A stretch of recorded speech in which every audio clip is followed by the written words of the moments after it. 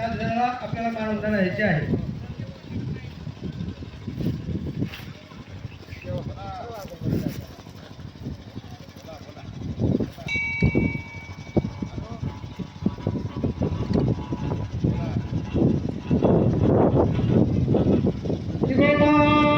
कृष्ण महाराज की जय.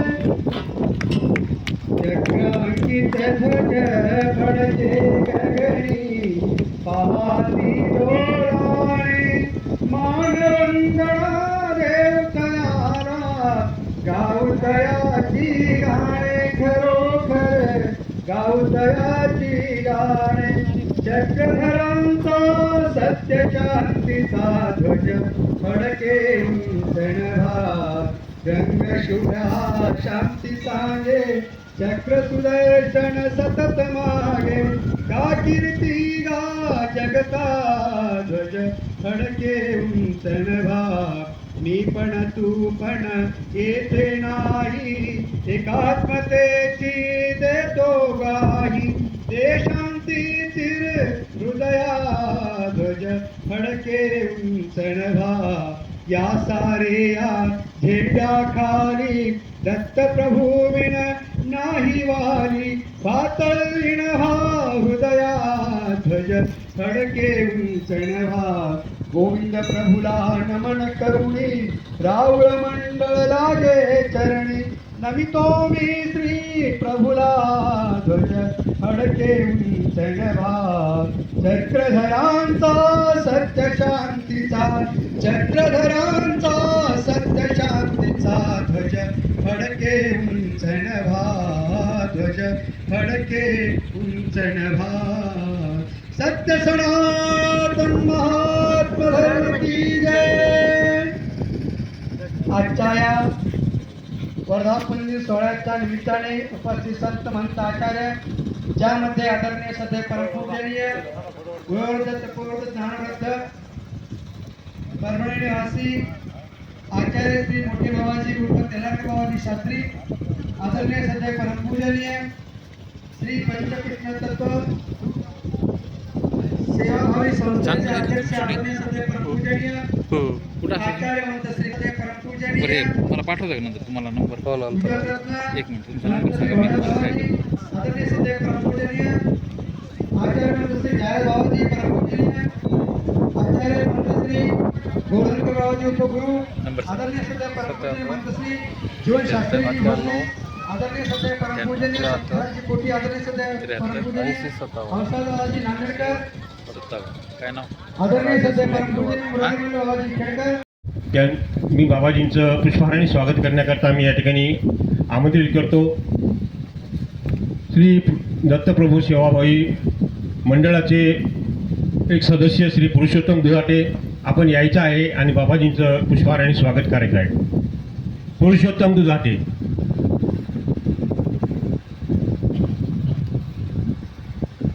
नाहीत का जागेवर?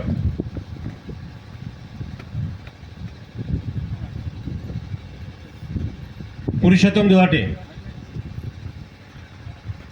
जाधव साहेब या. जाधवच्या येत आहेत पुष्पहाराने स्वागत करायचं कारण वेळ आपल्याकडे थोडासा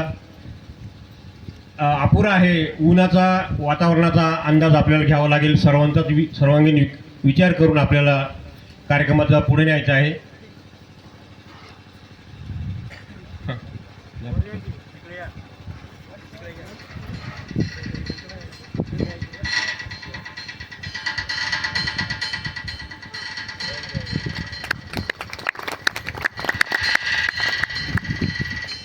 त्याचप्रमाणे ज्यांच्या शुभ हस्ते ध्वजारोहण संपन्न झालं ते सद्भावना फाउंडेशनचे सर्वेसर्वा अध्यक्ष श्री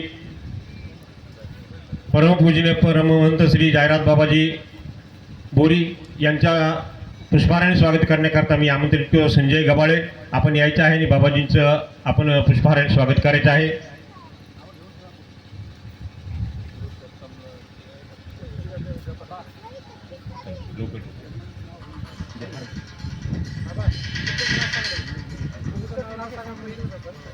त्यानंतर पंचकृष्ण सेवाभावी संस्थेचे अध्यक्ष श्री बाबुळगावकर बाबाजी यांचं पुष्पहाराने स्वागत करण्याकरता मी दिगंबर दुधाटे यांना विनंती करेन. आपण आनंदम श्री दत्तात्रेय जगद्गुरुं श्री दत्तात्रेय जगद्गुरुं श्री दत्तात्रेय महाराज की जय. श्री दत्त मंदिर संस्थान देऊळगाव दुधाटे या मंदिराचा संपन्न होत असलेला हा 39वा वर्धापन दिन आणि या वर्धापन दिन सोहळ्याच्या निमित्ताने संपन्न होत असलेली ही दानसभा, या दानसभेला लाभलेले नियोजित अध्यक्ष, वयोवृद्ध तपोवृद्ध ज्ञानवृद्ध आचार्य महंत श्री टिळक बाबाजी शास्त्री मानवाश्रम परसावतनगर परभणी, ज्यांच्या शुभास्ते या कार्यक्रमाच्या निमित्ताने ध्वजारोहण सोहळा संपन्न झाला, ते सद्भावना फाउंडेशनचे अध्यक्ष आदरणीय सध्या परमपूजनीय महंत श्री जायरात बाबाजी कपाटे मानवाश्रम बोरी तथा लिमगाव, ज्यांच्या शुभास्ते दीपप्रज्वलन सोहळा संपन्न झाला आहे असं गृहीत धरून, कारण त्यांच्याच आज्ञेने आता हे उद्घाटन झालं, त्यांनी साईडला उद्घाटित झालेलं आहे, कारण हवा चालू आहे म्हणून मी डिक्लेअर करून मी सांगतो उद्घाटन झालं. आता तुम्ही प्रास्ताविकाचे शब्द व्यक्त करायला काय हरकत नाही असं बाबांनी सांगितलं. ज्यांच्या हस्ते दीपप्रज्वलन सोहळा संपन्न होणार होता ते आदरणीय सध्या परमपूजनीय आचार्यवंत श्री भावकर बाबाजी, आदरणीय सध्या परमपूजनीय महंत श्री भावनाथ बाबाजी, आदरणीय सध्या परमपूजनीय महंत इलाज बाबा, परमपूजनीय आदरणीय सध्या महंत मुरारीमल बाबाजी, आदरणीय परमपूजनीय महंत जीवनशास्त्रीजी, सर्व आदरणीय सध्या तपस्विनी माता बंधू भगिनी आणि या श्री दत्तात्रेयांच्या श्री चरणी श्रद्धा समर्पित करण्याकरता वेळात वेळ काढून अशा तापलेल्या वातावरणामध्येही कुठेतरी आपलंही अंतःकरण दुःखाने तापलेलं आहे, ते कुठेतरी आत्मिक शांती मिळावी, ही शांती मिळवण्याकरता, हे समाधान मिळवण्याकरता, जिथं खरं समाधान मिळतं, जे परमेश्वराचं जे पद आहे ते निर्भय पद आहे, का त्या ठिकाणी गेल्यानंतर संपूर्ण आपले भय भीती दूर होणार आहे. म्हणून काय जीवनामध्ये जे काय आपलं वैफल्यग्रस्त जीवन झालेलं आहे, दुःखाग्नीत हे जीवन माझे जळत असे हे दिनदनी पुढे एका कवीने म्हटलेलं आहे. या दुःखाच्या अग्नीमध्ये दिनरात मी जळतो आहे परमेश्वरा, कुठेतरी हा दुःखाचा अग्नी कुठेतरी माझ्या जीवनामध्ये कमी व्हावा, कारण हा सूर्याचा अग्नी तो येतो जातो पण दुःखाचा अग्नी ते काय आपले पाठ सोडत नाही. खऱ्या अर्थाने त्या परमेश्वराची कृपा होणं गरजेचं आहे, कारण हा सूर्याचा अग्नी काही नाही, एकदा सूर्यास्त झाल्यानंतर परत आपल्याला संध्याकाळी थंड वारा मिळते, थंड वातावरण निर्माण होतं, परंतु जे आपला अंतराग्नी म्हणजे दुःखाचा अग्नी जे आपल्याला जाळतो आहे, हे कुठेतरी दुःख संपावं ही करुणा भाकण्याकरता या पंचकृष्णारी संपूर्ण माता बंधू आणि भगिनींनो, आजचा हा 39वा वर्धापन दिन काहीतरी आगळा वेगळा संपन्न करावा मंदिर कमिटीचा उद्देश होता आणि ह्या उद्देश पूर्ततेकरता, ह्या उद्देशाची पूर्तता व्हावी म्हणून तशा पद्धतीने तयारी सुरू केली होती. परंतु शेवटी आपण आता सुकणार बंधू यांच्या माध्यमातून ऐकलं, कारण ज्या कार्यक्रमाच्या मुख्य सत्कार मूर्ती म्हणून ज्यांना आपण या ठिकाणी आमंत्रित केलं होतं, त्या महाराष्ट्र राज्याच्या राज्यमंत्री तथा परभणी जिल्ह्याच्या पालकमंत्री मेघनाताईजी साकुरे बोर्डीकर या येणार होत्या, परंतु काही शासकीय कार्यक्रमाला अनुसरून त्यांना या ठिकाणी उपस्थित होता आलं नाही. तर या आजचा जो कार्यक्रम आगळ्यावेगळ्या अर्थाने मी म्हणत आहे की आज पालकमंत्र्यांच्या उपस्थितीमध्ये हा कार्यक्रम संपन्न व्हावा आणि पालकमंत्री येत असताना ज्या मार्गाने त्यांना देऊळगाव मंदिरापर्यंत पोहोचता येईल तो मार्ग त्यांच्या लक्षात येईल आणि आल्यानंतर नेमका दूर करण्याकरता कोणा एका गावाने प्रयत्न करायचा, कोणा एका व्यक्तीने प्रयत्न करायचा किंवा कोणा एका संतांनी प्रयत्न करायचा ना, सर्व संतांचं कर्तव्य, सर्व भक्तांचं कर्तव्य आहे, सर्व पंचकृषीतील ज्यांचं म्हणून श्रद्धास्थान आहे त्या सर्वांचं कर्तव्य आहे की आपापल्या परीने शासन दरबारी त्या सर्व कार्यांचा पाठपुरावा आपल्याला कसा करता येईल, कारण एकीचे बळ मिळते फळ. आपण संपूर्ण शासनाच्या योजनेचे लाभ घेणारे लाभार्थी आहोत. जेव्हा लाभ घेता सहजासहजी लाभार्थ्याचा लाभ घरी येऊन पडत नाही, काही तात्काळ दिवस उभारावं लागतं. ज्यांना समजा ते आमच्या लाडक्या बहिणी आहेत किंवा आमचे बंधुवर्ग आहे, जर एखाद्या योजनेचा लाभ घ्यायचा म्हटलं तिथं तात्काळ दिवस व्हावं लागतं. की कधीतरी पेपरमध्ये अशी घटना ऐकली होती, शेवटी उभं राहून एका चक्करान तिथं संपलाही. म्हणजे वैयक्तिक लाभाकरता आपण दिवसाची रात्राची दिवस करतो, परंतु खऱ्या अर्थानं ज्या परमेश्वराची कृपा झाल्यानंतर तात्काळ उभारायची वेळच येणार नाही. जेव्हाही हे वेळ येते कुठंतरी आम्ही त्या प्रभूच्या सेवेमध्ये कमी पडतो, कुठंतरी आम्ही त्या प्रभूच्या कार्याला वाहून घेण्याकरता आम्ही कुठेतरी अपुरे पडतो. त्यामुळे शेवटी तात्काळ बसायची आम्हाला वेळ येते आणि तात्काळ बसायची आम्हाला सवय लागल्यामुळे आमच्यासारखे सर्वांना तात्काळ बसायची वेळ ही आमची मानसिकता बनलेली असते.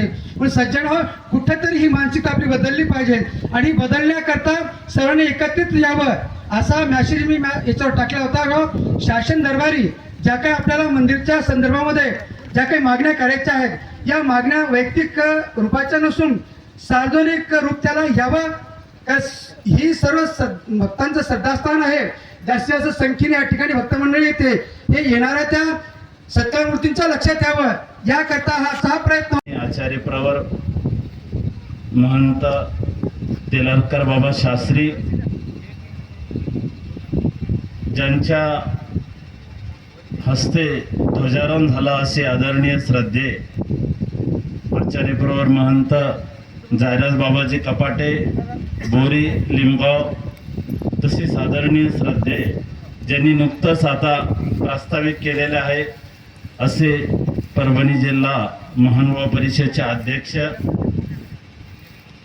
आचार्य प्रवर महंत विश्वनाथ बाबा कोठी पिंपळा बत्त्या, तसेच आदरणीय श्रद्धे आचार्य प्रवर महंत भानुव्यास बाबा कोठी हयातनगर, तसेच आदरणीय श्रद्धे इलेराज बाबाजी, तसेच आदरणीय श्रद्धे मुरारमल बाबाजी, तसेच आदरणीय श्रद्धे जे आपल्या वाणीतून सर्वांना मंत्रमुग्ध करतात असे आमचे स्नेही जीवन कवी उपस्थित संत महंत आणि आता नुकतंच ज्यांचं आगमन झालेले आहे पेठ पिंपळगाव येथील व पंचकृष्ण सेवाभावी संस्थेचे संचालक श्रीमान सद्भक्त ॲडव्होकेट वकील विजयकुमारजी शिंदे हे स्थानापन्न झालेले आहे. आदरणीय श्रद्धे गोवर्धनकर बाबा, आपण सर्व या मंदिराच्या वर्धापन दिनाच्या निमित्ताने एकत्रित आलेलो आहोत. आज मेघना दिदी व आधी मान्यवर व्यक्ती येणार होते, पण त्यांना अचानक कार्यक्रम आला, ते येऊ शकले नाही. त्यांची भावना, त्यांचा निरोप, त्यांचा संदेश आपल्यापर्यंत आलेलाच आहे. हे प्रास्ताविकमध्ये आपण ऐकलेलं आहे. दत्त मंदिर जे त्रेती भोगभूमी श्री दत्तात्रेय प्रभू बद्रिक आश्रम मध्ये ज्यांनी आपला अवतार कार्य सुरुवात केली आणि या महाराष्ट्रामध्ये देवल्य ऋषी यांच्या निमित्ताने श्री दत्तात्रेय प्रभू महाराज हे महाराष्ट्रामध्ये माहूर या ठिकाणी आले आणि त्यांनी आज तागायत हा चतुर्युगी अवतार आहे. चतुर्युगी अवतार असणारा त्यांची दिनचर्या जर बघितली आपण श्री दत्तात्रेय प्रभू महाराजांची, ती काशीला स्नान करतात, कोल्हापूरला भिक्षा मागतात आणि पंचाळेश्वरला भोजन करतात दुपारी आत्मतीर्थावर, आणि निद्रा घेण्यासाठी माहूरला जातात. असा हा अमोघ रूपी असणारा अवतार ज्यांचं दर्शन होतच नाही, जर झालं तर वायफळ जात नाही, असे अमोघ दर्शन देणारे श्री दत्तात्रेय प्रभू महाराज, त्यांच्या पदस्पर्शाने पवित्र पाषाणाची स्थापना या देऊळगावमध्ये झालेली आहे. आणि ते जे मंदिर उभं राहिलं दत्त मंदिर या नावाने. आज तागायत या पंचक्रोशीतील सद्भक्त मंडळी इथं येतात. त्यांचे मनोकामना, आत्मिक शांती, इथं ध्यानस्थ होऊन स्मरणासाठी, जे एकाग्रताने स्मरण साधण्यासाठी ही अशी जागा आहे. विजन स्थळ, ज्या ठिकाणी जन रही ते विजन, ते स्थळ या देऊळगावमध्ये आहे. अनेक दुरून लोक इथं येतात त्या दत्तात्रय महाराजांच्या स्मरणासाठी. आणि या मंदिराचा जीर्णोद्धार व्हावा, या परिसरामध्ये येण्यासाठी रस्ता मंदिराला चांगला व्हावा, अशी या गावातील व पंचक्रोशीतील सद्भक्तांची इच्छा होती. म्हणून मी विश्वनाथ बाबा आदी महंत, संत, सरपंच, अनेक सद्भक्त मंडळी, जे विजयकुमार आलेले ॲडव्होकेट, ते गरुड साहेब, त्या मेघना दिदीला भेटायला गेलो की या मंदिरामध्ये जो रस्ता आहे जाण्यासाठी, तो खडतड रस्ता आहे. त्या रस्त्याला जर शासन दरबारामध्ये जर आपण आपल्या DPC मीटिंगमध्ये जर हा विषय मांडला आणि हा मार्गी लागला तर खूपच छान होईल. त्यांनी होकारही दिला होता. कारण रस्ता खडतर आहे. तसाच ते कैवल्य गडाकडे जाण्याचा हे रस्ता खडतर आहे.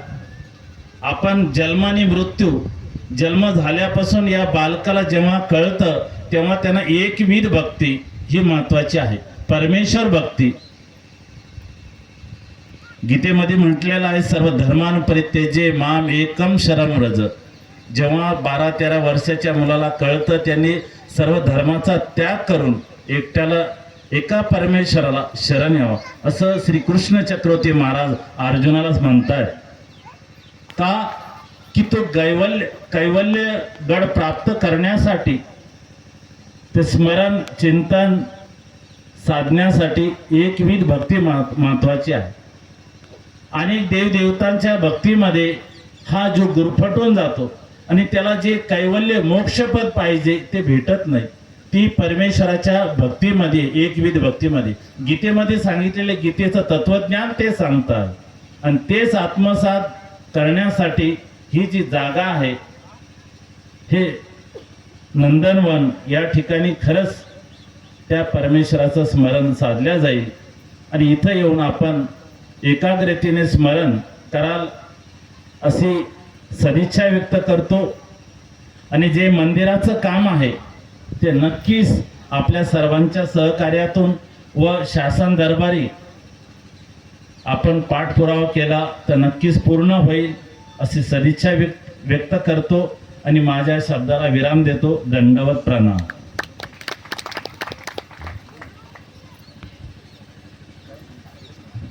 धन्यवाद बाबाजी.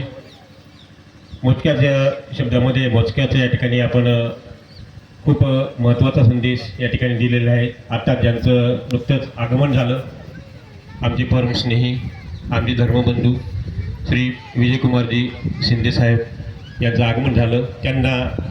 त्यांचा सत्कार करणं आम्ही उचित समजतो. त्या ठिकाणी आमचे बंधू गणेशरावजी जोगदंड यांना मी विनंती करेन पुष्पहारांनी त्यांचं स्वागत करायचं. यानंतरचं आपलं मनोगत व्यक्त करण्याकरता मी या ठिकाणी एक महान विभूती या ठिकाणी आणि विचारवंत, महान वक्ते, सद्भावना फाउंडेशनचे सर्वेसर्वा अध्यक्ष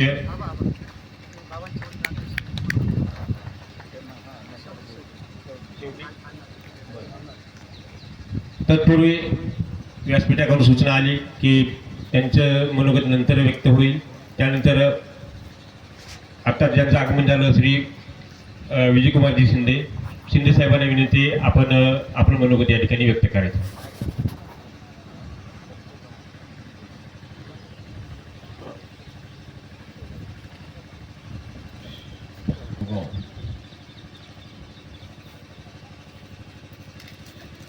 त्या मंदिराच्या सोहळ्याच्या निमित्तानं आपण या ठिकाणी भरवलेली सभा आणि सभेला विस्तृत रूप देऊन आपल्याला काहीतरी वेगळं पडतं काय की अशा अपेक्षानं आपण माननीय मंत्री महोदयांना पण बोलावलेलं होतं, परंतु त्या येऊ शकल्या नाहीत. सकाळपर्यंत निरोप येण्याचा होता, परंतु नंतर काय कॅन्सल झाला. मी पण दुसऱ्या कार्यक्रमामध्ये आज बरेच काही लग्न साखरपुडा वगैरे होता. बाबांना फोन केला, मला वाटलं येणारच असतील बहुतेक, परंतु येणार नाही समजल्यानंतर आता सगळ्यात आपल्यात जी उदासीनता झाली तशी धर्माच्या बाबतीमध्ये सगळीकडे उदासीनता जास्त प्रमाणात दिसून यायला लागली. कारण ही तारीख आम्ही त्यांना विचारून ठेवलेली होती, त्यांनी होकार पण दिला होता आणि ND साहेबाचा काल फोन आल्यानंतर 2 दिवसामध्ये आपण खरं म्हणजे पत्रिका वगैरे काढून त्यांच्याकडून मोठ्या अपेक्षा आपल्याला होत्या त्या पूर्ण करतीलच, त्यांनी शब्द दिलेला आहे आणि प्रस्तावकामध्ये बहुतेक सांगितलं वाटतं पाळतील पण त्या. तर आजच्या कार्यक्रमाचे अध्यक्ष आदरणीय परमपूज्य परमहंत वयोवृद्ध तो प्रवृद्ध आदरणीय श्री तेलारकर बाबा परभणी या कार्यक्रमाला आवर्जून उपस्थित असलेले आदरणीय परमपूज्य परमहंत श्री जायराज बाबा बोरी, आदरणीय परमपूज्य महंत श्री बळवकर बाबा परभणी, आदरणीय परमपूज्य महंत श्री विश्वनाथ बाबा कोठी, जमलेले सर्व संत महंत, जमलेले सर्व सद्भक्त आणि माझ्या धर्मबंधू भगिनींनो, खरं म्हणजे बोलण्यासारखं काहीच नाही. कारण जे बोलण्यापेक्षा आपल्याला करून दाखवायचं होतं आणि होईल पण ते. कालच्याच यात्रेच्या निमित्तानं थोडं मोठं भूमिपूजन पण झालं, म्हणजे हळूहळू काम मार्गी लागायला, दत्तात्रय बाबांच्या मनामध्ये यायला आहे. आणि निश्चितच बाबा आपला जो संकल्प आहे तो पण पूर्ण होईल. कारण खडतर मार्गामधून आपल्याला चांगल्या मार्गात यायचं म्हणलं तर निश्चित कष्ट काही सहन करावंच लागतील आणि निश्चित आपला हा खडतर मार्ग संपून जाईल. रस्त्याचं काम तर होईलच असं मला तर खात्री वाटते. कारण आपण ज्यावेळेस भेटलो, ज्यावेळेस त्यांना निवेदनं दिले, त्यांच्याशी चर्चा केली, त्यावेळेस त्यांनी आपल्याला शब्द दिला आणि निश्चित पाळतील. कारण त्यांनासुद्धा धर्माची जाण आहे, धर्माचा अभिमान आहे आणि माहिती पण आहे. आणि जवळपास हे BJP सरकार आल्यापासून आपल्या धर्मावर चांगलं लक्ष दिलेलं आहे आणि आपल्याला सध्या चांगले दिवस आलेले आहेत. पण आपणही मागं राहणार नाहीत असं निश्चित मला वाटते. आणि आपल्या या मंदिराचा जीर्णोद्धार तर होईलच, पण रस्त्याचा सुद्धा निश्चित आपला जीर्णोद्धार होऊन आपल्याला सुद्धा चांगला रस्ता भेटेल असं मला वाटतं. कारण दिदीला ज्यावेळेस भेटलो आपण आणि आताही त्यांचं म्हणणं असं होतं की समजा साहेबांना जर बोलावलं आणि बोर्डीकर साहेब जर आले तरी पण चालेल, परंतु आम्हाला वाटलं दिदी स्वतः जर हजर राहिल्या तर आमचे बाकीचे पण बरेच प्रश्न होते. आपल्या पंचक्रोशीमध्ये दत्त मंदिरा देऊळगावसोबतच आपल्या लिंबगावचा आपला तो पण रस्ता खडतरच आहे. आता गोपाळचावडी ही नांदेड जिल्ह्यामध्ये येत असल्यामुळे पिंपळ्या भत्त्यापर्यंतचा जो भाग आपला सगळा आहे तिथं पण जाण्यासाठी आपल्याला खूप असा अवघड असा रस्ता आहे. त्याच्या संदर्भात बोलायचं होतं. आणि या जिल्ह्यामधले जे काही आपले स्थान आहेत त्या स्थानाबद्दल सुद्धा त्यांनी आपल्याला अधिकार तर म्हणले होते दिदी आपल्याला, बाबा तुमच्यासमोर की जे आहेत आपल्याला यादी करून द्या. त्याच्यानंतर 1-2 भेटी झाल्या, त्यांना म्हणलं तर त्या म्हणलं मग आता तुम्ही मला द्या तर खरं. आणि आता पालकमंत्री असल्यामुळं कुठलीही अडचण नाही. त्या राज्याच्या मंत्री तर आहेतच, परंतु आपल्या जिल्ह्याच्या पालकमंत्री असल्यामुळे पालकत्वच त्यांना आहे. म्हणून आपल्या मंदिराचं सर्व आपल्या जे काही देवस्थान आहेत त्या सर्वांचं सुद्धा पालकत्व त्यांच्याकडेच आहे आणि त्या पालकत्व निश्चित अगदी आपल्या मनासारखं निभवतील अशी आशा करायला काही हरकत नाही. आता प्रस्ताविकामध्ये काय काय बोलले बाबा, काय काय झालं आणि या घटनासुद्धा त्या दिवशी आपण जे बोललो होतो आणि पत्रिका छापण्याचं आपलं ठरलं होतं, त्यानंतर पुढचा कार्यक्रम कुठलाच होता मला आता माहिती नाही. आबा तुम्ही आता म्हणजे काय झालं काय नाही. आणि इथून पुढे मी आहे, कालही होतो, आजही आणि मरेपर्यंत तुमच्यासोबत आहे. आणि देवासाठी आणि आपल्या धर्मासाठी तर निश्चितच आहे. आणि जिथे जिथे वेळ पडेल आपण तर तेव्हाही म्हणलं होतं की आम्ही मुंबईला सुद्धा येतो, इथं तुम्हाला वेळ भेटत नाही, खूप गर्दी असते, तर आपण तिथं जर आपल्याला वेळ दिला तर आम्ही स्वतःहून आमचं शिष्टमंडळ आपण 4-2 माणसं जाऊन तिथं सुद्धा आपण बोलू शकतो. परंतु आणखी काय वेळ आपल्याला मिळालेला नाही, परंतु देतील असं वाटतंय. आणि आपण आशा करायला हरकत नाही. कारण एरवी तरी आपल्याला निश्चित माहिती आहे की जेव्हा परमेश्वराच्या मनात येईल आणि त्यांना करून घ्यायचं असेल तरच ते होणार आहे. त्याच वेळेस ते सद्बुद्धी पण देतील आपल्याला दत्तात्रय प्रभुराया. आणि निश्चित त्यावेळेस आपण देर आहे, दुरुस्त आहे, निश्चित अशा प्रमाणात आपण येऊ आणि त्या आपला जो मनोगत आहे, आपला जो मनोरथ आहे की आपल्याला इथला रस्ता झाला पाहिजे, आपल्या मंदिराचं भरभराट झाली पाहिजे आणि बाबांनी सांगितल्याप्रमाणे या ठिकाणी सुसज्ज असं लोकांना इथं स्मरण करण्यासाठी, नामस्मरण करण्यासाठी आणि त्यांचे विजनवास इथं घालवण्यासाठी सुंदर असं स्थान आहे आणि निश्चितच ते सुद्धा सुविधा या ठिकाणी उपलब्ध होतील अशी निश्चित अपेक्षा करतो. आणि परमेश्वरानं जर मनावर धरलं तर त्यांना बुद्धी काय, आपल्याला मुख्यमंत्र्याला सुद्धा बुद्धी देऊन काही होऊ शकते आणि निश्चित होईल अशी मला खात्री आहे. जमलेल्या सर्व सद्भक्तांना एवढं सांगतो की आपण जे तुटक्या मुटक्या संख्येने का यावेळेस आलेत, खरं म्हणजे मी सुद्धा 4-5 जण माझ्यासोबत 2-3 कार्यक्रमाला होते, पण धर्माच्या कार्यक्रमाला म्हणून मला एकट्यालाच यावं लागलं. माझी सुद्धा कॅन्सल करायची इच्छा होती, परंतु शेवटी आपण बाबांना बोललो होतो तर आपण इथं मंदिरात जायला पाहिजे, देवाच्या दरबारात आपण 2 मिनिट का होईना आपण तिथं हजेरी लावायला पाहिजे या उद्देशाने मी या ठिकाणी आलो. माझ्यासोबत ते सर्वजण निघून पण गेले, आता एकटाच आलो मी. खरं म्हणजे ही उदासीनता माझ्यासोबत असलेल्या लोकांना, त्यांनी केलेल्या कामाला, मग आता त्यांनी सुद्धा धर्माचेच आहेत, उपदेश आहेत, भावळ आहेत, सगळंच आहे, म्हणून ते सुद्धा माझं काम आहे, ऊनच खूप आहे अशा तशा भानगडी सामा आले नाही तर आता त्याचा मंत्री आहे, त्यांना तर राजाचा सगळा कारभार आहे, जिल्ह्याचा सर्व अशा आपल्यापेक्षा असे कितीतरी मागणारे आणि सगळ्या क्षेत्रामध्ये सध्या तो उन्हाळा आहे, प्रकार अशी वेगवेगळी कामं आहेत, आता त्या जनगणना चालू आहे, विविध प्रकारच्या सगळ्या निवडणुका आहेत, बँकेच्या निवडणुका पण लागलेल्या आहेत, अशा एवढ्या व्यापामधून त्यांना आपल्याला वेळ देऊ शकलं नाही तर, परंतु त्यांच्या मनोमन इच्छा आहे की आपल्याला आपली जी मागणी आहे ती मागणी आपली ती पूर्ण करणार आहे, त्यांनी दिलेला शब्द आहे आणि त्या शब्द निश्चित पाळतील असं मला तरी वाटते आणि आपण सगळ्यांनी अपेक्षा ती करू. आणि जमलेल्या सर्व मंडळींना मी एवढीच सांगू शकतो की तुमच्यासोबत मी आहे आणि काय कुठं कुठं जिथं लागेल आणि काय काय प्रयत्न करावे लागतील यांना इथं भेटण्यासाठी असो का आणखी कुठं कुठं असो, DPTची जी तारीख जर आपल्याला दिली. सच्चिदानंद रूपाय विश्वोत्पत्त्यादि हेतवे तापत्रय विनाशाय श्रीकृष्णाय वयं नमः. श्रीकृष्णाय वयं नमः. दरवर्षीप्रमाणे याही वर्षी संपन्न होत असलेला श्री दत्तात्रय प्रभू मंदिराचा हा वर्धापन दिन सोहळा आणि ह्या वर्धापन दिन सोहळ्याचं हे 39वं वर्ष. या सोहळ्यासाठी आवर्जून ज्या आदरणीय, वंदनीय, ज्येष्ठ, श्रेष्ठ संत महंतांची उपस्थिती लाभली आणि त्यांच्या उपस्थितीमध्ये संपन्न होत असलेली ही धर्मसभा, या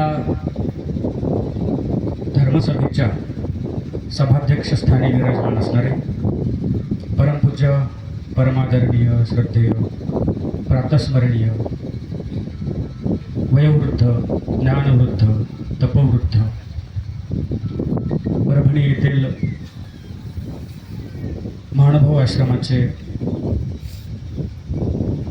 संचालक महंत श्री मोठे बाबाजी, तसेच व्यासपीठावर विराजमान असणारे सद्भावना फाउंडेशनचे अध्यक्ष श्रद्धेय महंत श्री जायराज बाबाजी, तसेच श्री पंचकृष्ण तत्वप्रसारक सेवा भवी संस्थेचे अध्यक्ष श्रद्धेय महंत श्री बाबुळगावकर बाबाजी, तसेच परभणी जिल्हा महानुभाव परिषदेचे अध्यक्ष आमचे मार्गदर्शक श्रद्धेय महंत श्री विश्वनाथ बाबाजी कोठी, तसेच आदरणीय श्रद्धेय महंत श्री महेंद्रमुनी दादाजी आहेत, आदरणीय श्रद्धेय आमचे ज्येष्ठ गुरुबंधू महंत श्री भानुव्यास बाबाजी कोठी, तसेच परसावत नगर येथील आश्रमाचे नूतन महंत श्रद्धेय महंत श्री तिलारकर बाबा नवे, तसेच गंगाखेड येथील श्रद्धेय महंत श्री मुरारी मल्ल बाबा, आमच्या पालम शहराचे बुलंद तोफ असणारे कीर्तनकार, प्रवचनकार श्रद्धेय महंत श्री येलरर बाबाजी, तसेच या गावातील वारकरी संप्रदायाचा पवित्र पावन वारसा जोपासत या संप्रदायाची धुरा आपल्या खांद्यावर काही अंशी खारीचा वाटा घेऊन वाटचाल करणारे आमचे सन्मित्र हरिभक्तपरायण प्रल्हाद महाराज या ठिकाणी उपस्थित आहेत. तसेच आमचे गुरु आदरणीय श्रद्धेय महंत श्री गोवर्धनकर बाबाजी आहेत. ते बोरीचे भाऊ आहेत आणि या ठिकाणी उपस्थित सर्व संत महंत आणि तपस्विनी माता भगिनी या सर्वांना सविनय सादर दंडवत प्रणाम करतो. त्याच पद्धतीने अतिशय श्रद्धा अंतकरणाने या कार्यक्रमासाठी उपस्थित झालेला हा जनसमुदाय, ज्यामध्ये पितृतुल्य मातृतुल्य मंडळी, वासनिक बंधू भगिनी आणि बालगोपाल हो, दरवर्षी आपण हा वर्धापन दिन साजरा करत असतो. माणूस जन्माला आला की त्याचं वय वाढत जातं. एकेका दिवसाने त्याची वाढ होत जाते आणि जेव्हा त्याला 1 वर्ष पूर्ण होतं, मग तेव्हा आपण त्याचा पहिला वाढदिवस साजरा करतो. परत त्याच्या आयुष्यातलं 1 वर्ष संपतं, तो 2 वर्षाचा होतो, आपण त्याचा दुसरा वाढदिवस साजरा करतो. परत तो मोठा होतो, परत त्याचा 3रा वाढदिवस साजरा करतो. असा हा माणूस जसा जसा मोठा होत जातो तसा तसा अनुभवाने सुदृढ होतो. सामाजिक, कौटुंबिक, वैयक्तिक इत्यादी वेगवेगळ्या स्तरातील अनुभव तो घेतो आणि या समाजामध्ये, या कुटुंबामध्ये, वैयक्तिक जीवनामध्ये कशी वाटचाल करायला हवी, कसं जगायला हवं, कशा पद्धतीनं हे जीवन यापन करायला हवं, हे माणूस वर्षानुवर्ष शिकत जातो आणि त्यानुसार स्वतःमध्ये काही अनुकूल, काही प्रतिकूल बदल तो करून घेत असतो. अगदी त्या पद्धतीने आपण आज जो कार्यक्रम साजरा करत आहोत तो मंदिराचा वर्धापन दिन आहे. माणसाचा वाढदिवस आणि मंदिराचा वर्धापन दिन, नाव बदललं, क्रियासारखी आहे. मी सुरुवातीला सांगितलं की माणूस जसं जसं 1-1 वर्ष आपल्या आयुष्यातला मागं टाकतो तसा तसा तो अनुभवाची शिदोरीचं गाठोड त्याचं वाढत जातं, अनुभवाची पिशवी त्याची भरत जाते. मग आपण एवढी मंडळी या ठिकाणी एकत्र होऊन त्या मंदिराचा वर्धापन दिन साजरा करत आहोत. अर्थात आपल्या शब्दात मंदिराचा वाढदिवस साजरा करत आहोत. तसं मग ह्या मंदिराच्या माध्यमातून ही जी वास्तू आपण या ठिकाणी ह्या विजनस्थळी स्थापन केली, उभी केली, मग ही करण्यामागे आपल्या पूर्वजांचा काय उद्देश असेल, काय हेतू असेल, त्यांच्या मनामध्ये काय विचार असतील हे मंदिर उभं करत असताना, याचा उहापोह होणं गरजेचं आहे, यावर चर्चा होणं गरजेचं आहे. आणि अलीकडे आपण पाहतो की चर्चा होतात, पण फक्त चर्चाच होतात, त्याचं अनुकरण होत नाही, त्याचं अनुसरण होत नाही, त्या पद्धतीने वाटचाल होत नाही. दरवर्षी आपण कार्यक्रम आयोजित करतो, वेगवेगळे वक्ते बोलवतो, त्यांचे उच्च प्रतीचे, उच्च कोटीचे पारमार्थिक आध्यात्मिक विचार आपण ऐकतो. पण त्या विचाराची जोपासना, त्या विचाराची कृती आपण त्या वर्षभरात काही अंशी तरी करतो का, हा एक आत्मपरीक्षणाचा विषय आहे. आता कदाचित मी जे बोलतो हे यातल्या बहुतांश लोकांच्या डोक्यावरून जातही असेल की मला काय म्हणायचं. या मंदिराचा वर्धापन दिन साजरा करायचा म्हणजे नेमकं काय करायचं? वर्गणी जमा करायची, भव्य मंडप टाकायचा, साधू संत बोलवायचे, त्यांना दक्षिणा द्यायची, पंगत करायची, लोकांना जेवायला करायचं, कार्यक्रम साजरा करायचा आणि झालं वर्धापन दिन. मला असं वाटतं की हे एक देखाव्याचं काम आहे. ओग्निश्चंद्रमा रवी कपोतो अजगर सिंधू पतंगो मधुकृत गजः कुमारी शरकृत सर्प उर्णनाभी सुखेशकृत इत्यादी 24 गुरु श्रीमद भागवतामध्ये हे आलेले आहेत. हे 24 गुरु मी केले आणि त्या 24 गुरूंच्या माध्यमातनं मी त्या गुरुकडून त्यांच्यातला एक गुण घेतलेला आहे. गुरु त्यालाच म्हणायचं आहे की जो आपल्या गुणांचं संक्रमण आपल्या शिष्यामध्ये करत असतो. आजकाल आपल्याला अनेक गुरु भेटतात, पण त्या गुरुकडनं काय गुण घ्यायचे, जे गुण आपल्याला त्यांच्याकडून घ्यायचे ते गुण त्या गुरुमध्ये उपलब्ध आहेत का, हा थोडासा प्रदीर्घ विषय होईल. परंतु गुरु करत असताना हिंदीमध्ये एक म्हण येते, गुरु करना छान के, गुरु करना पहचान के, पाणी पिना छान के. पाणी प्यायचं असेल तर ते शोधून पिलं पाहिजे असं आमचा महानुभाव संप्रदाय सांगतो. शोधून म्हणजे गाळून. अलीकडे फिल्टर आलेत म्हणा, आता त्यामुळे काही पाणी गाळायची गरज राहिलेली नाही. आणि गुरु करायचा असेल की मग त्या गुरुतल्या सद्गुणांचा विचार आपण अगोदर करायला हवा. समाज असा झालेला आहे, तुकडोजी बाबा म्हणतात, माणूस द्या मज माणूस द्या, भीक मागता प्रभू दिसला. आणि मग तुकडोजी बाबांना देव दिसला भीक मागताना की मला माणूस द्या. तुकडोजी बाबा म्हणले, खूप लोकसंख्या वाढलेली आहे, पाहिजे तेवढे माणसं घेऊन जा. त्यावेळेस देव तुकडोजी बाबांना म्हणतात की कुत्रे मेंढरे जंबूक डुकरे बहुत असते पण काय करू. ही कुत्र्यासारखी, मेंढरासारखी, कोल्ह्यासारखी, डुकरासारखी माणसं खूप आहेत, पण ही माणसं मला नाही अपेक्षित. मला अपेक्षित माणूस वेगळा आहे. त्याच्यामध्ये त्यांनी मेंढरे शब्द वापरलेला आहे. माणसाची वृत्ती मेंढरासारखी आहे. एक मेंढी समोर चाललेली आहे, तिच्या पाठीमागे सगळ्या मेंढ्या मान खाली घालून चालत असतात. ती एखाद्या हिरव्यागार कुरणावरती चरण्यासाठी जाते आहे अथवा समोर एखाद्या खड्ड्यात जाऊन ती पडते आहे, ह्याकडे त्यांचं पूर्णपणे दुर्लक्ष असतं. आपण फक्त कुणीतरी एखादा साधू असल्याचा, संत असल्याचा, पारमार्थिक अधिकार असल्याचा आव आणून आपली प्रतिष्ठा समाजामध्ये निर्माण करतो आणि आपण सर्वजण त्याच्या मागे जात असतो. वास्तविक दत्तात्रय प्रभूंचं चरित्र हा कुठलाही पारमार्थिक अधिकार असलेल्या गुरुचा स्वीकार केल्याचं आपल्याला दाखवत नाही. त्यांनी कशाला गुरु केलेला आहे? एखादा कोणी मोठा संन्यासी, साधू, बाबा, संत वगैरे असा कोणी गुरु केलाय का? ह्या परिसरामध्ये दिसणारी जी मूलद्रव्य आहेत, काही वस्तू आहेत, ह्या गोष्टी त्यांनी गुरु केलेल्या आहेत. सर्वप्रथम ते सांगतात भूमी, पृथ्वीला गुरु केलेला आहे. आता जमिनीकडे गुरु करण्यासारखं काय आहे? तर जमिनीकडे धैर्य आहे. सर्वांगी विदारिती भूते परी पृथ्वी न सोडी धैर्याते, तैसे कल्पांतू पातले आही धर्माते न मोकलेली. पृथ्वीमध्ये किती धैर्य आहे.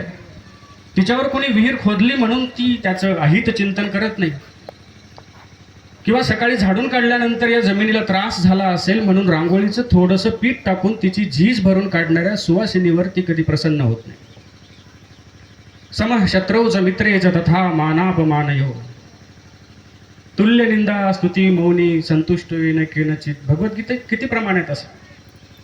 दोन्ही अवस्थेमध्ये माणसाला समान राहता आलं पाहिजे, हे या पृथ्वीकडून शिकण्यासारखं आहे.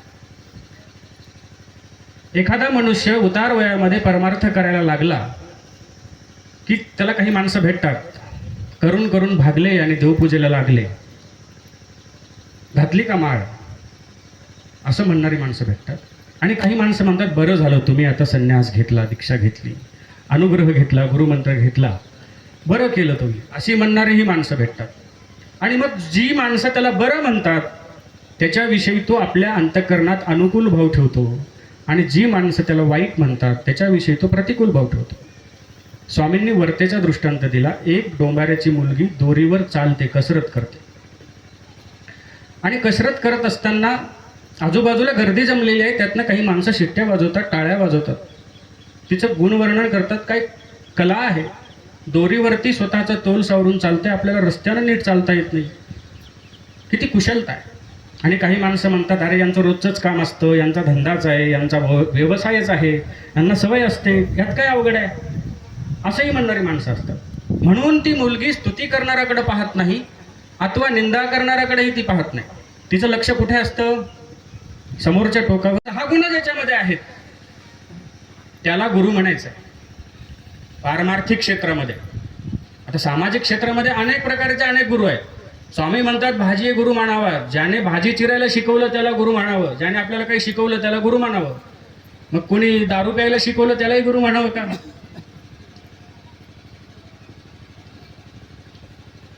कोणी तंबाखूला चुना कसा लावायचा हे ज्याने शिकवलं त्यालाही गुरु मानायचं का? ज्याने काहीतरी शिकवलं त्याला गुरु मानावं. पण ज्याने जीवनाला अनुकूल असं शिकवलं, मानवी जीवनाचा सामाजिक पारमार्थिक उत्कर्ष करण्यासाठी उपयुक्त अशा काही गोष्टी ज्या गुरुनं, ज्या व्यक्तीनं शिकवल्या, किंवा ज्या वस्तूकडून आपल्याला शिकायला मिळालं. आपल्याला माणसांकडूनच काही शिकता येत नाही, आपण वस्तूकडून कधी शिकणार? गुरु वारंवार सांगतात की बाबा रे, सकाळी उठल्यानंतर 5 गाठा नामस्मरण करावं, भगवंताची आठवण करावी, देवपूजा करावी, मंदिरात आरतीला गेलं पाहिजे. हा चेतन असणारा चालता बोलता गुरु आपल्याला वारंवार सांगतो, तरी आपल्याला ते शिकता येत नाही, ते करता येत नाही. आणि मग दत्तात्रय प्रभूंनी ज्या जड वस्तूंकडून किंवा काही चेतन असणाऱ्या परंतु तिर्यंचा असणाऱ्या वस्तूंकडून काही गोष्टी शिकल्या, ही प्रक्रिया थोडीशी फार विचारवंत माणसाची आहे, की ज्याला त्या वस्तूकडे पाहून विचार करता येतो. गुरु असा असतो, तो प्रेरक आहे, तो सूचक आहे, तो वाचक आहे, तो दर्शक आहे, तो शिक्षक आहे, तो बोधक आहे. हे 6 गुण त्या गुरुमध्ये असले पाहिजे आणि मग तो गुरु आपल्या जीवनाचा उद्धार करू शकतो. तर आपण आज ह्या मंदिराचा वर्धापन दिन साजरा करत आहोत. मंदिर ही गावातली सर्वात पवित्र वास्तू आहे. गावात 2 वास्तू फार पवित्र असतात. एक म्हणजे तुमची विद्यालय म्हणजे शाळा, आणि दुसरी म्हणजे मंदिर. शाळा ही मानवाला सुशिक्षित बनवते, समाजाला सुशिक्षित बनवते, आणि मंदिरं ही समाजाला सुसंस्कृत बनवतात. आज समाजामध्ये जी संस्कृती टिकून आहे, जी नैतिकता टिकून आहे, बहिणीला बहीण मानण्याची शिकवण तुम्हाला धर्मानं दिली, भावाला भाऊ म्हणण्याची शिकवण तुम्हाला धर्मानं दिली, आईविषयी काय व्यवहार असावा, वडिलांचा मुलीविषयी काय व्यवहार असावा, हा सगळा नैतिकतेचा व्यवहार ज्या संस्कृतीनं तुम्हाला शिकवला, ती संस्कृती म्हणजे परमार्थ, अध्यात्म. पण लोक म्हणतात अध्यात्माची समाजाला गरजच काय आहे? सामाजिक उन्नयनासाठी, सामाजिक उन्नतीसाठी, समाजाच्या प्रगतीसाठी अध्यात्माने केलंच काय आहे? समाजात अंधश्रद्धा पसरवली, लोकांना कर्मकांडांच्या नादी लावलं, बुवाबाजी समाजामध्ये पसरवली, आणि या बुवाबाजीच्या, कर्मकांडाच्या, अंधश्रद्धेच्या माध्यमातून सर्वसामान्य समाजाची पिळवणूक तथाकथित धर्मगुरूंनी केली. या व्यतिरिक्त अध्यात्मानं केलंच काय? हा आजच्या प्रगत बुद्धिमत्तेच्या माणसांचा प्रश्न आहे. पण मला त्यांना प्रश्न विचारावासा वाटतो की तुला तुझ्या आईमध्ये आई दिसते, तिला आई म्हणावंसं वाटतं, आईविषयीची पावित्र भावना तुझ्यामध्ये आहे, तू तुझ्या बहिणीला बहीण मानतोस, तिच्याविषयी पवित्र भावना तुझ्या अंतःकरणात आहे. याचं कारण काय?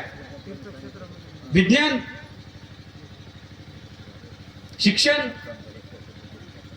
अजिबात नाही. जर धर्म निर्माण झाला नसता, धर्माने ही काही नियम, ही नीतिमत्ता, हा सुशीलपणा समाजामध्ये फार पूर्वीच्या काळापासून जो रूढ केलेला आहे, हा जर रूढ केला नसता, तर मला वाटतं आजचा समाज ज्या पाश्चिमात्य विकृतीचं अंधानुकरण आपला आजचा भारत करायला लागलेला आहे, अगदी तीच अवस्था आपल्या भारताची आज राहिली असती. आज जगाच्या पाठीवर फक्त भारतच एक असा देश आहे की ज्या देशामध्ये ईश्वर अवतार घेतो, देवता अवतार घेतात, इथं मंदिरं आहेत, इथं जागोजागी आरती होते, इथे जागोजागी धार्मिक भावना आहे, इथे नैतिकता आहे, इथे शुद्ध आचरण आहे, कारण इथली धर्मग्रंथ आपल्याला ते शिकवतात. रामायणातला प्रसंग आहे, सीतेचं अपहरण केल्यानंतर सीतेने आपली अलंकार जमिनीवरती फेकली, रामचंद्रांना सापडली, लक्ष्मणाला दाखवली की बघ रे बाबा, ही तुझ्या वहिनीच्या आहेत का? त्यावेळेस लक्ष्मणाने एक एक अलंकार उचलला आणि बाजूला सारला. त्यातला एक अलंकार लक्ष्मणाने उचलला आणि सांगितलं, दादा हा अलंकार वहिनीचा आहे. काय अलंकार असावा? पायातलं पैंजण होतं ते सीतामातेचं. रामचंद्राने विचारला, अरे लक्ष्मणा, हा एक अलंकार तुला तुझ्या वहिनीचा आहे हा ओळखता येतो, मग बाकीचे अलंकार का ओळखता येत नाहीत? तेव्हा लक्ष्मणाने सुंदर उदाहरण दिलं. कधी रामायण उघडून बघा, रामायणामध्ये श्लोक आहे, नाहम जाणामी कुंडले नाहम जाणामी केयुरे नुपुरे त्वभिजानामी नित्यम पादाभिवंदनात. मला ही कानातली कुंडलं ओळखता येणार नाही, गळ्यातला हार ओळखता येणार नाही, दंडातली बाजूबंद, कमरेची मेखला मला काही ओळखता येणार नाही दादा, कारण वहिनीच्या पायाला सोडून माझी नजर कधी वर गेलीच नाही. कुठल्या विज्ञानाने तुम्हाला नीतिमत्ता शिकवली? हे कार्य केलेलं आहे तुमच्या धर्माने, अध्यात्माने, परमार्थाने. पण आजचा समाज काय, त्यांना त्यामध्ये हुशारकी आणि फुशारकी वाटते कुणास ठाऊक. पण अध्यात्माला नाव ठेवायला जो तो तयार आहे. होतात की कमी जास्त घटना कुठे होत नाही. तुमच्या घरात तुमची मुलंही चुकतात, तसं परमार्थात एखादा व्यक्ती चुकतही असेल, हरकत काय आहे? तुम्ही तुमच्या मुलाला समजून घेताच की नाही? आणि ही परमार्थातली साधू संत तरी कोण आहेत? तुमच्या कुटुंबातली सदस्यच असल्यासारखे आहेत. ते तुमच्या हितासाठी तर सगळं करतात. हे विश्वची माझे घर ऐशी मती जयाची स्थिर किंबहुना चराचर आपणची झाला. ही शिकवण आपल्याला मंदिरानं दिलेली आहे. आणि म्हणून गावात शाळा आणि मंदिर ह्या दोन पवित्र वास्तू आहेत. मंदिर माणसाला, समाजाला सुसंस्कृत बनवण्याचं कार्य करतं. म्हणून आजचा समाज एकीकडे सुशिक्षित होताना आपल्याला दिसतोय, पण संस्कृत वडिलांचा देहांत झाल्याने त्याला फोन केला जातो की तुमचे आई सरलेले किंवा वडील सरलेले, आणि उद्या सायंकाळी त्यांचा अंत्यविधी आहे. तो सांगतो उद्या माझी फार महत्त्वाची मीटिंग आहे, तुम्ही गावातली मंडळी, भावकीतली मंडळी त्यांचा अंत्यविधी उरकून घ्या. फक्त एक काम करा की तिच्या अंत्यविधीचा व्हिडिओ रेकॉर्ड करून मला तेवढा पाठवा, म्हणजे मला तिचं अंत्यदर्शन घेता येईल. एकीकडे हा समाज सुशिक्षित झाला, पण तेवढाच हा असंस्कृत होत चाललेला आहे. म्हणून या समाजामध्ये संस्कार टिकवण्याचं कार्य फार पूर्वीपासून धर्मानं केलेलं आहे, अध्यात्मानं केलेलं आहे, परमार्थानं केलेलं आहे. कुठल्याही संप्रदायाचा असू द्या, मी एका संप्रदायाचा उल्लेख करत नाही. मी महानुभाव संप्रदायाचा आहे म्हणून माझ्या महानुभाव संप्रदायानेच हे कार्य केलं असं मी म्हणत नाही. कुठलेही संप्रदाय असू देत, त्यामध्ये प्रत्येकाचा वाटा समान आहे. वैष्णव संप्रदाय असू देत, वीरशैव संप्रदाय असू देत, महानुभाव संप्रदाय असू देत, शाक्तेय असू देत, गणपत्य असू देत, कुणीही असू देत, प्रत्येक भक्ती मार्गाचा तेवढा सिंहाचा वाटा यामध्ये आहे की त्यांनी या समाजाला सुसंस्कृत बनवून ठेवलं, समाजामध्ये नैतिकता टिकून ठेवली. आणि मग हे मंदिर निर्माण करण्याचं कारण काय आहे, गरज काय आहे, हे मी तुम्हाला सांगितलं. मग यानंतर हे मंदिर खऱ्या अर्थानं ते कार्य करतं का, इथे ते कार्य होतं का? हो, निश्चित होतं, पण त्यासाठी तेवढं पावित्र्य तुम्हालाही जपावं लागेल. मंदिर तर जड आहे, त्यातली मूर्तही जड आहे. जड म्हणजे अचेतन आहे, निर्जीव आहे. तुमच्या लक्षात येत आहे ना मला काही म्हणायचं आहे? मंदिर निर्जीव आहे, त्याच्या भिंती निर्जीव आहेत, त्याच्यातली मूर्त निर्जीव आहे, त्याच्यातला पाषाण नमस्कारी असेल पण तो निर्जीव आहे. आपण सजीव आहेत, आपलं काहीतरी कार्य आहे. आपण मंदिर उभं केलं, पण त्या पाठीमागे जो हेतू आहे त्या हेतूने आपण त्या मंदिराचं पावित्र्य राखणं गरजेचं आहे. संत ज्ञानेश्वर एका ठिकाणी म्हटले की देवाची द्वारी उभा क्षण भरी, तेने मुक्ती चारी साधी येल्या. आता जी वैष्णव संप्रदायाची मंडळी असेल त्यांना कंठस्थ असेल, कारण मला वाटतं हरिपाठाची सुरुवातच इथपासून होते. त्या देवाच्या दारात एक क्षण उभं राहिलं की सालोक्य, सामिप्य, सायुज्य, सारुज्य चारही प्रकारच्या मुक्ती एका क्षणात माणसाला प्राप्त होतं.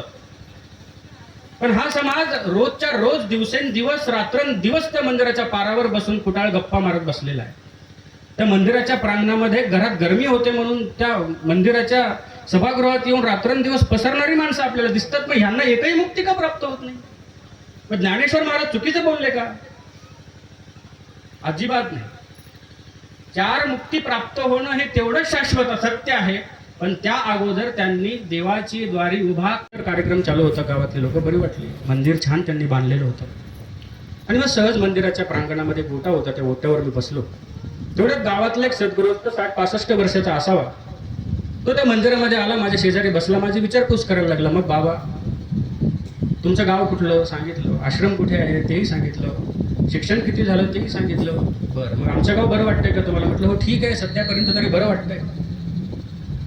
बरं, मग असं बोलता बोलता त्याने त्याच्या खिशातनं सूर्यछाप जर्दा, तुम्हाला लक्षात आला असेल, जर तुम्ही टोटा म्हणता तो टोटा काढा, त्यातलं ताम्रपत्र म्हणजे तंबाखू, ते तमालपत्र त्याने आपल्या हातावरती घेतलं आणि त्याला हळू चुना लावायला लागला, चोळायला लागला. मी त्याला म्हटलं तुम्ही कदाचित विसरला आहेत, तुमच्या लक्षात नाही आलं की आपण मंदिरात बसलेलो आहोत आणि तुम्ही मंदिराच्या प्रांगणामध्ये तुमच्या हातावरती तंबाखू ठेवत आहे. तुम्ही जरा बाहेर जाऊन तंबाखू खाताना खाल्लात तर बरं होईल. तर तो माझ्याकडे डोळे मोठे करून बघायला लागला आणि म्हणतो बाबा आम्ही गावातल्या लोकांनी वर्गणी करून मंदिर बांधलंय, त्यात मी एकट्या पठ्ठ्याने 51,000 रुपये वर्गणी दिली आणि आमच्याच गावच्या मंदिरात बसून तुम्ही मलाच सांगताय तर तंबाखू खाऊ नका म्हणून.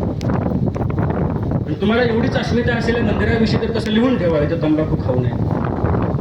म्हटलं अहो तुम्ही माझ्या वडिलांच्या वयाचे, तुम्ही इतक्या वर्षापासून हा परमार्थ देवदेव धर्म करता, नित्यनेमानं मंदिरात येता आणि आताही जर तुम्हाला हे सांगावं लागत असेल की मंदिरात तंबाखू नाही खाल्ला पाहिजे, तर मग तुम्ही इतकं वय होईपर्यंत इतकं आयुष्य तुम्ही जगलात, तुम्ही शिकलात का? तुम्ही केलं का? आपण नेमकं हेच करत असतो. आपण फक्त मंदिर बांधत असतो, पण त्या मंदिराचं पावित्र्य कसं जपायचं? आता इथे मी दरवर्षी नवरात्रामध्ये येत असतो. बऱ्याच लोकांना माहीत आहे, आमचे प्रल्हाद महाराज असतील किंवा आमचे सगळे मंडळी, आमचे अण्णा आहेत, पुरुषोत्तम आहे, सचिन आहे, दिगंबर, गोपाल वगैरे सगळी मंडळी, सर्वांना त्याची कल्पना आहे. मग इथे आल्यानंतरही काही मंडळी येतात की तशी मंदिराच्या प्रांगणामध्ये, मंदिराच्या ओट्यावर बसूनच बऱ्याच ठिकाणी दिसतं आम्हाला. पण त्या सगळ्या मंडळींना मला या बाबतीत लेकी बोले सुनेला गे या न्यायाने सांगायचं आहे. लक्षात घ्या की आपण हे मंदिर इतकं पवित्र इथं उभं केलेलं आहे आणि ह्या मंदिराचं पावित्र्य जपणं हे तुमचं, माझं, सर्वांचं कर्तव्य आहे.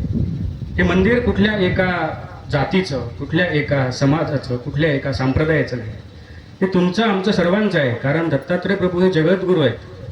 ते कुठल्या एका संप्रदायाचे नाहीत, कुठल्या एका जातीचे नाहीत, हे सर्वांचं कर्तव्य आहे. आणि म्हणून एवढ्या पवित्र वस्तूचं जर पावित्र्य आपण जपलं तर माझ्या मनानं, मला असं वाटतं वैयक्तिक, की खऱ्या अर्थानं तो त्या मंदिराचा वर्धापन दिन होईल. अथवा थाटामाठात, जल्लोषात प्रचंड खर्च करून, प्रचंड मोठी पंगत करून, मसालेदार वरण करून, मोठी पंगत केली, बुंदी केली, मोठा कार्यक्रम केला, म्हणजे खऱ्या अर्थानं हा वर्धापन दिन होत नाही. तर त्या अधिष्ठानाच्या, आचाराचा, विचाराचा जागर करून आपल्या आयुष्यामध्ये त्याचं जर काही अनुकरण केलं, अनुसरण केलं, तर खऱ्या अर्थाने त्या मंदिराचा वर्धापन दिन होणार आहे. बोलण्यासारखं बरंच काही आहे, बोलावंसंही खूप वाटतं, मोह आवरत नाही. पण अजून बरीचशी ज्येष्ठश्रेष्ठ, आदरणीय, वंदनीय संत महंत मंडळी आपले विचार या ठिकाणी व्यक्त करणार आहेत. उन्हाचा पारा वाढतोय, सर्वांच्या चेहऱ्यावरती भूक दिसते आहे, स्वयंपाक तयार आहे. आणि म्हणून मी माझ्या विचारांना या ठिकाणी आवरतो. कारण कितीही गोड बोललं तरी भुके पुढे गोड बोलणं गोड लागत नाही, पोटातली भूक आवाज देत असते. आणि म्हणून बोलत असताना काही वेडवाकडं बोललं गेलं असेल आवेशामध्ये, कुणाचं मन दुखवलं गेलं असेल, कुणाला वाईट वाटलं असेल, सर्वांची उदार अंतकरणाने क्षमा मागतो. तुम्हीही तेवढ्याच दुप्पट उदार अंतकरणाने मला क्षमा करावी अशी याचना करतो. आणि या ज्येष्ठ श्रेष्ठ संत महंत समोर मी काही 2 शब्द बोलण्याचा प्रयत्न केला, ह्या अधिकृतीसाठी त्या सर्वांना क्षमा याचना करतो आणि माझे विचार थांबवतो. श्री दत्तात्रेय महाराज की.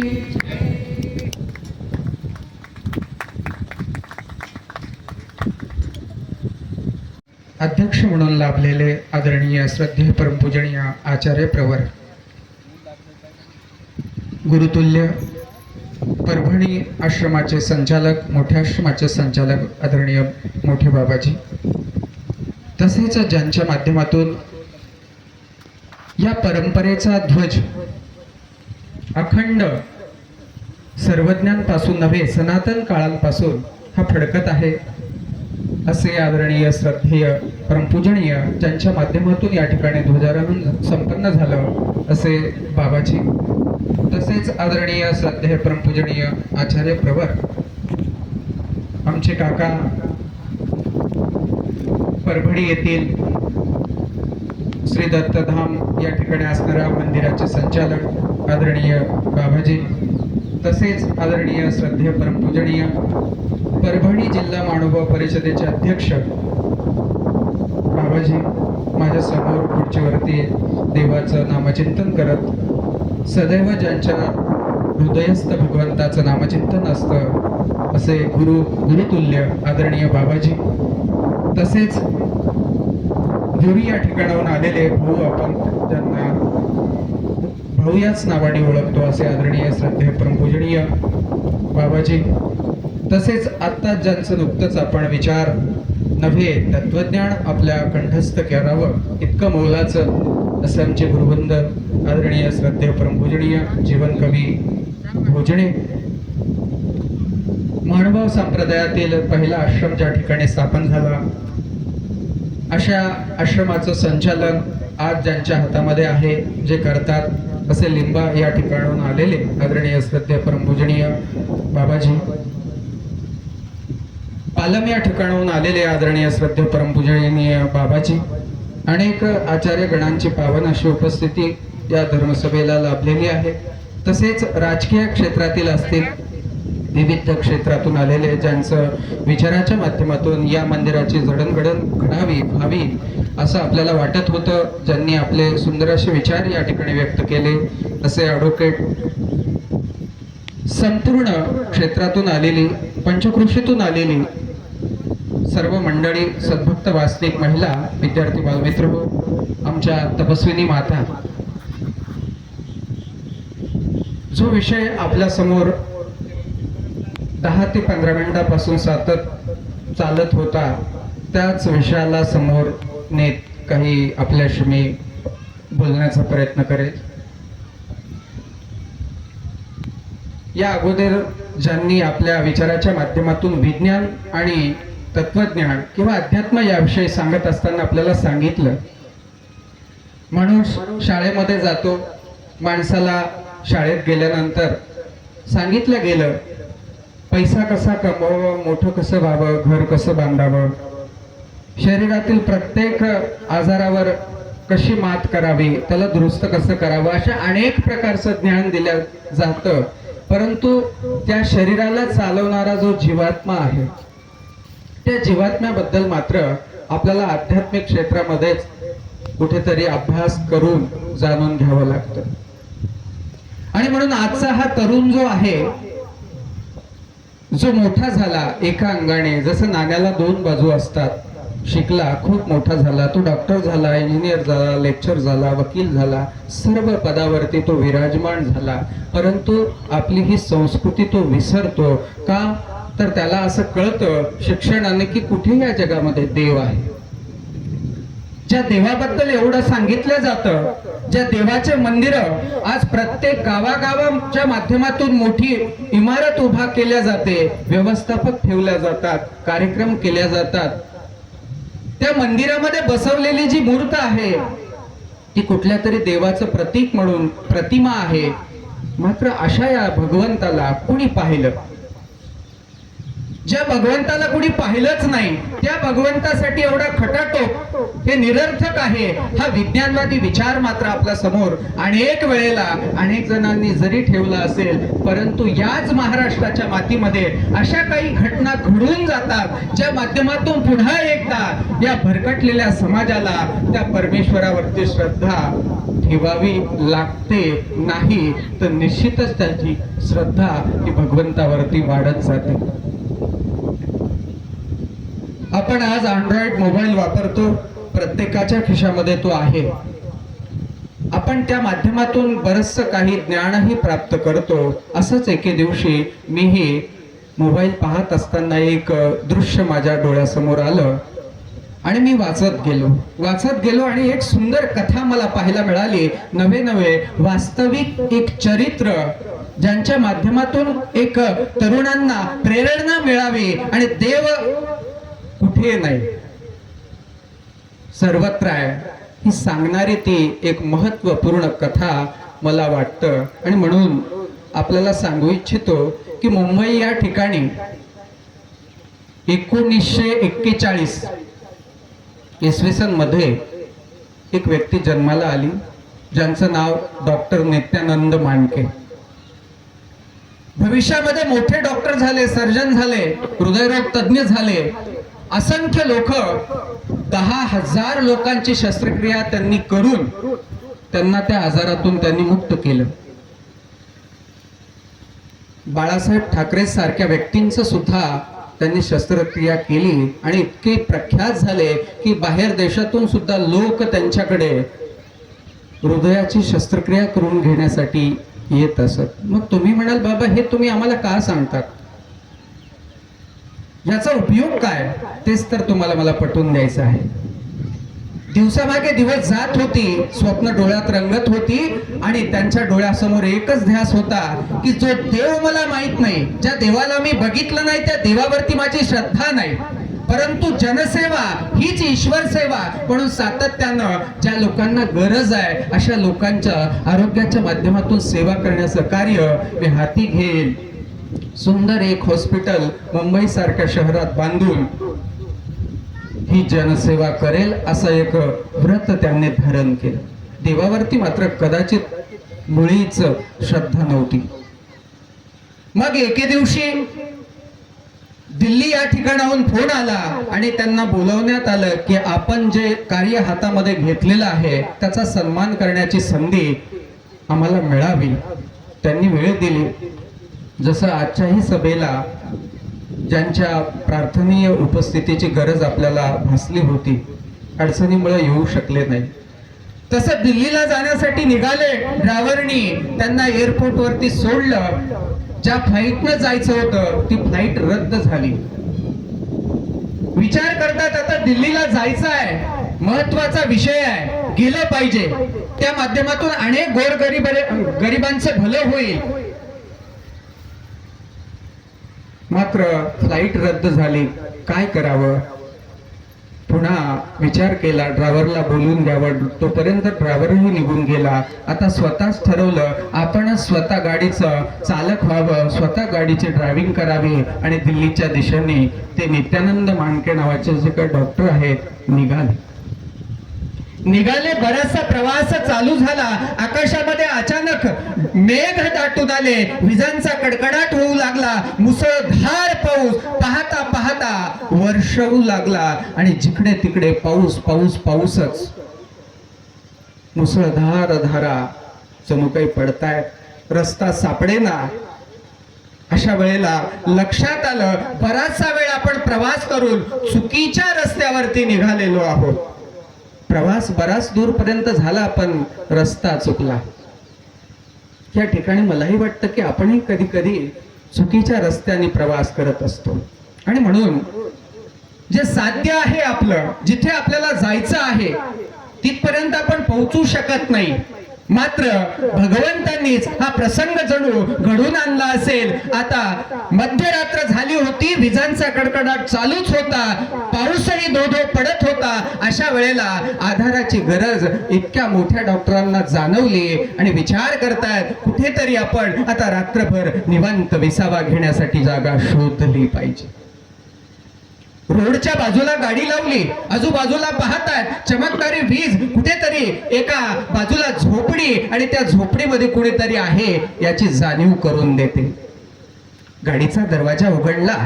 झोपडीच्या दारापर्यंत पोहोचले. कसलं दार? ताटवा उघडला. आतमध्ये गेले आणि घरामध्ये एक महिला आपल्या मुलाला पाळण्यामध्ये टाकून देवाच्या समोर हात जोडून देवाला प्रार्थना करत होती. डोळ्यात अश्रू होते, रडत होती आणि त्या देवासमोर एकच गाराणं करत होती की माझ्या बाळाचं भलं कर.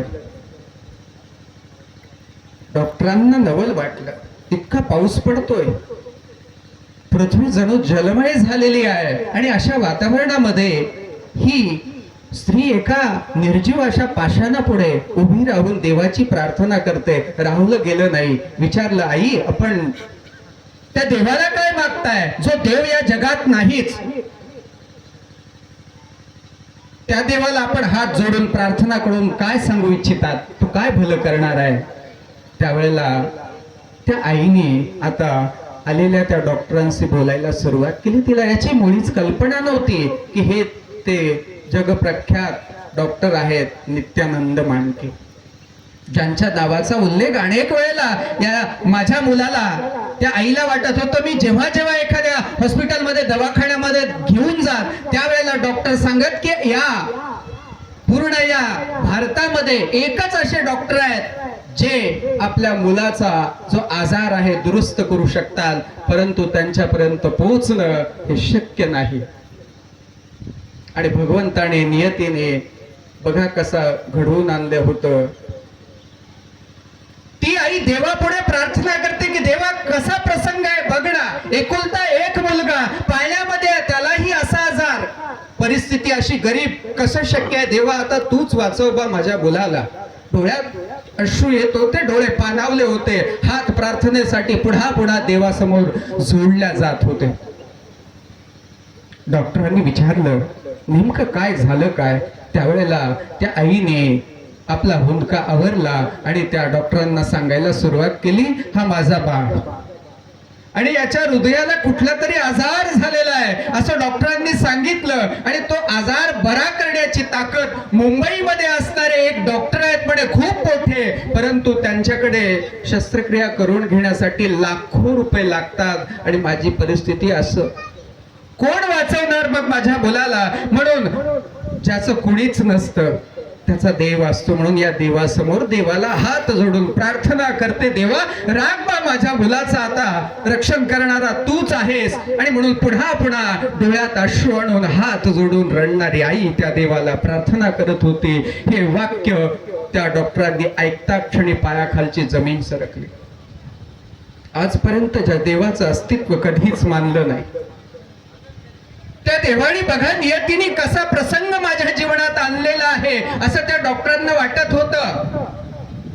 हा योगायोग कसा काय शक्य आहे? माझी फ्लाईट चुकावी, स्वतः मी ड्रायव्हिंग करावी आणि रस्ता चुकावा, याच झोपडीपर्यंत येऊन पोहोचावं, हा इतका योगायोग कसा काय होऊ शकतो? डॉक्टरांचा विचार एका क्षणार्धात बदलला. लक्षात आलं, हाच तर तो देव आहे, हीच ती शक्ती आहे जो अंतःकरणापासून अनन्यतेने जो कोणी देवाला शरण जाऊन काही मागत असतो ना, त्याची पूर्तता करण्याची ताकद जी आहे ना, ते याच शक्तीमध्ये आहे आणि त्यालाच लोक देव असं म्हणतात. त्यांच्याही लक्षात आलं आणि त्यांनी सांगितलं, आई, ज्या डॉक्टरांचा पुन्हा पुन्हा तुम्ही उल्लेख करताय तो मीच आहे. आता काही काळजी करू नका. सकाळ झाली, स्वतःच्याच गाडीत त्या मुलाला नेण्यात आलं, शस्त्रक्रिया झाली, मुलगा बरा झाला. सांगायचं तात्पर्य या माध्यमातून एकच आहे की या जगामध्ये विज्ञान जेवढं सत्य आहे ना, तेवढाच सत्य भगवंत आणि धर्म सुद्धा आहे. फक्त कमी पडते ती आपली साधना, ती आपली उपासना, ती आपली भक्ती.